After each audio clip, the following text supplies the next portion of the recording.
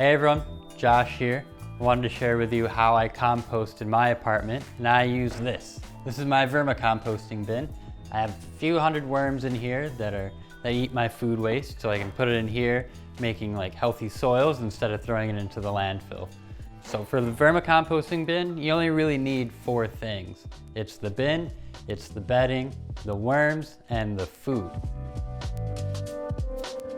I like these kinds of bins. You can get it at a hardware store. It's fairly shallow with a wide base. It's around 10 gallons, so anything roughly these dimensions should work fine. As long as you've drilled holes on the side, or what I did here is just drilled holes in the top lid here. Large holes, 2 of them. On the back side, hot glued some screen to it to allow air to flow into the bin because the worms still have to breathe. And it also helps keep flies out, which is important.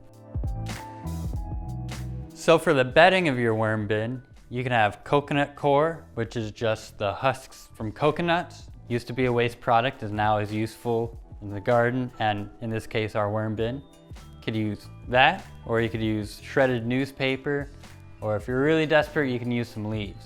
But I would recommend using coconut coir. It kind of already looks like soil, and it's made to be added to soil, so no harm there if you add it a little early.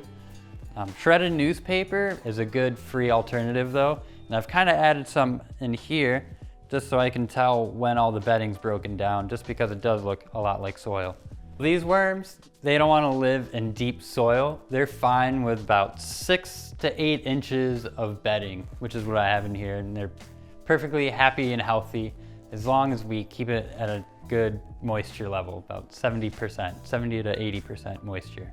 If your bedding is too dry, I would recommend having a sprayer like this, a little spray bottle, yeah.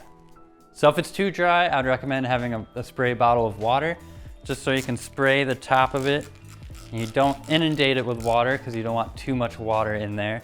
That'll have a negative effect. You'll start to get really smelly and worms will try to escape, and you don't want that. To check moisture in your bin, you're gonna wanna do a squeeze test. You'll just get a handful of the bedding from the top, make sure there's no worms in there. You're gonna squeeze it. And for this first test, I have a couple droplets coming out. That's fine. We could add a little bit more water in there too. We want several droplets to a light stream coming out at the bottom there when we squeeze. The worms need to have moisture so they can breathe, because they breathe through their skin. And it's just healthier for them to be in moist environments. So we want to keep the bedding around 70 to 80% moisture. So the worms that you want to use are red wigglers. You can order them online by the pound. To start a bin, you want maybe half a pound to a pound or so. They can eat about half their body weight per day. So depending on how big your bin is, how much food scraps you generate, will help you determine how many worms you want to buy.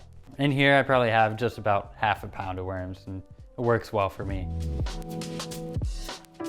You want fruits and vegetables only, no meats, dairies, and fats, just like our backyard composting bin. A few other exceptions though, that being of garlic, onions, and citrus. Anything astringent like that, or really vinegary, salty, it's not great for the worms. If you run your well, those aren't words. If you push your tongue against the back of your bottom lip, that's kind of the texture of a worm. So if you can imagine keeping an piece of onion or a piece of garlic there for an entire day, it wouldn't feel too good. So those are the basics of having a vermicomposting bin. You know what bin you need, the bedding, what kind of worms to get, and what to feed them. Just find out more information about composting at our website at ccebroomcounty.com.